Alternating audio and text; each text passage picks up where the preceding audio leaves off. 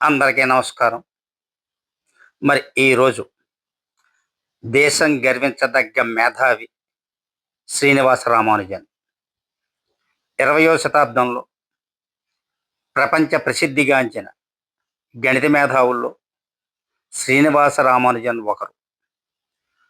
అపార ప్రతిభా పాటవాలతో గణిత శాస్త్రంలో అనేక కొత్త సిద్ధాంతాలను కనిపెట్టారు. 20వ శతాబ్దంలో ప్రపంచ ప్రసిద్ధిగాంచిన గణిత మేధావుల్లో ఒకరిగా పేరు సంపాదించిన భారతీయుడు శ్రీనివాస్ రామానుజన్. తమిళనాడులో ఈరోడ్లోని ఓ నిరుపేద బ్రాహ్మణ కుటుంబానికి చెందిన కోమలమ్మాళ్ శ్రీనివాస్ అయ్యంగార్ దంపతులకు 1887 డిసెంబర్ 22న జన్మించారు.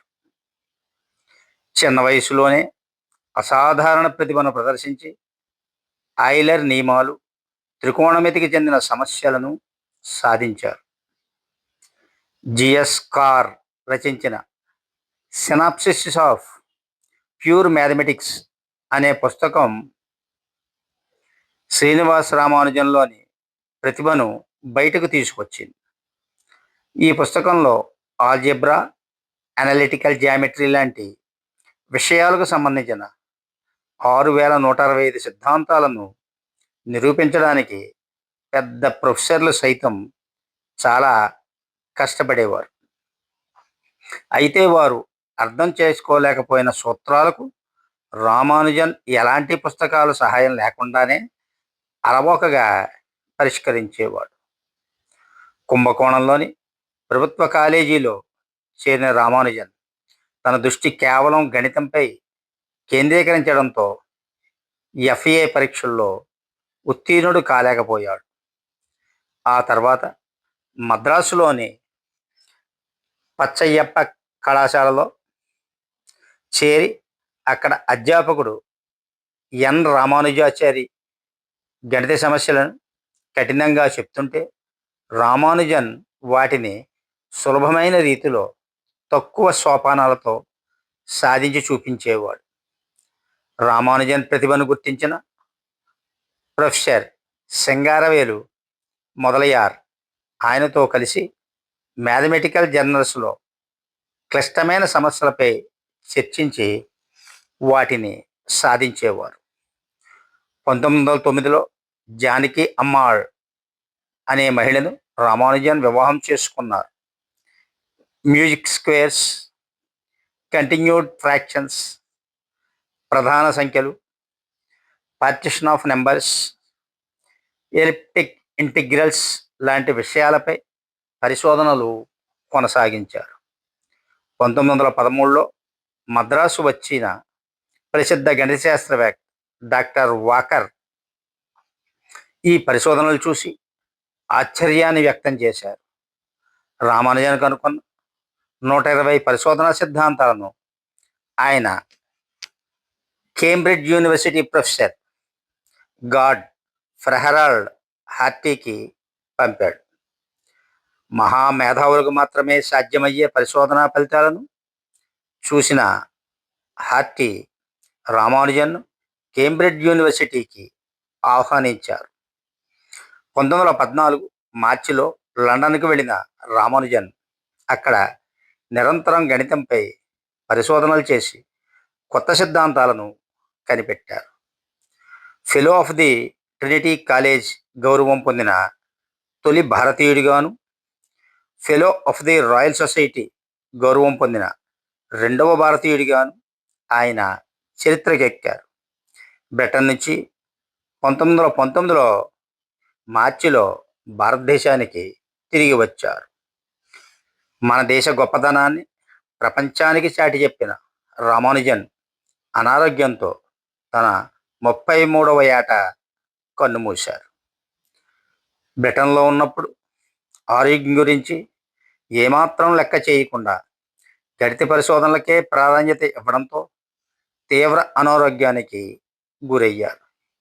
దీంతో ఆయన ఇండియాకు వచ్చిన ఏడాది తర్వాత అంటే 1920 ఏప్రిల్ 26న కన్నుమూశారు.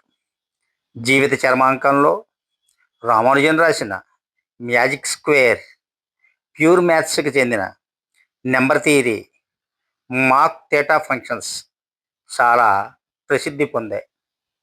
వీటిని ఆధారంగా చేసుకుని కనుగొన్న స్వింగ్ థియరీ, క్యాన్సర్పై పరిశోధనలు ఇప్పటికీ కొనసాగుతున్నాయని 1986-87 రామానుజన్ శత జయంతి ఉత్సవాల్లో గణిత శాస్త్రవేత్తలు ప్రకటించారు. గణిత శాస్త్రంలో రామానుజన్ సేవలకు గుర్తింపుగా భారత ప్రభుత్వం ఆయన పుట్టినరోజును జాతీయ గణిత దినోత్సవంగా ప్రకటించింది. తీవ్రమైన అనారోగ్యంతో ఉన్నప్పుడు కూడా హార్టీకి 1729 సంఖ్య ప్రత్యేకతను తెలియజేసి ఆయన ఆశ్చర్యపరిచారు. ఈ సంఘటన గురించి హార్టీ తన మాటల్లో ఇలా చెప్పారు: నేను ఓసారి రామానుజన్ను చూసేందుకు ట్యాక్సీలో వెళ్ళాను. దాని నెంబరు 1729. ఈ నెంబర్ చూడటానికి చాలా డల్గా కనిపిస్తోంది. ఇది దుశ్శకునమేమీ కాదు కదా అని అన్నారు. దానికి బదులుగా రామానుజన్ ఇలా అన్నాడు: ఇది చాలా ఆసక్తికరమైన సంఖ్య. 2 సంఖ్యల ఘనాల మొత్తాన్ని 2 వేర్వేరు విధాలుగా చెప్పగలిగే సంఖ్యల్లో ఇదొకటి. ఇది అన్నింటికంటే చిన్నది అని దాన్ని ఈ విధంగా విశదీకరించారు: 1729 is equal to 103 + 93 is equal to 123 + 13. వీటిని ట్యాక్సీ క్యాబ్ సంఖ్యలని పిలుస్తారు. గణితంపై ఆయనకున్న అవ్యాజమైన అనురాగానికి, అంకిత భావానికి ఇదే నిదర్శనం. కనుక ఈరోజు మన పాఠశాలలో మనం శ్రీనివాస్ రామానుజారి గారి జయంతి ఉత్సవాలు జరుపుకున్నాం. మరి జెడ్పీహెచ్ స్కూల్ సుందరపల్లి విద్యార్థులందరూ కూడా రామానుజన్ గారిని ఆదర్శంగా తీసుకుని గణితంలో విశేషమైన ప్రతిభ కనపరచాలని కోరుకుంటున్నాను. మరి వారికి ట్రైనింగ్ ఇచ్చేటటువంటి మా మ్యాథమెటిక్స్ టీచర్ గారి గురించి కూడా చెప్పాలి. రామరాజు గారు, ఈయన చాలా అవిరళ కృషితోటి పిల్లలకి మ్యాథమెటిక్స్ పట్ల ఆసక్తిని కల్పిస్తూ ఉంటారు.